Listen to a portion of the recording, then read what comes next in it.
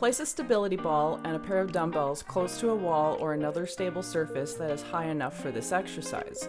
Lean against the ball and hinge at the hips to bend over and pick up the weights. Stand with your feet slightly in front of you in a narrow stance with your knees softly bent. Hinge at the hips and lower your torso as close to parallel with the ground as you can. Position your shoulders back and down and your chin slightly tucked. Start with your arms down towards the floor with a soft bend in the elbows. Lift both of your arms out to your sides, maintaining that slight bend.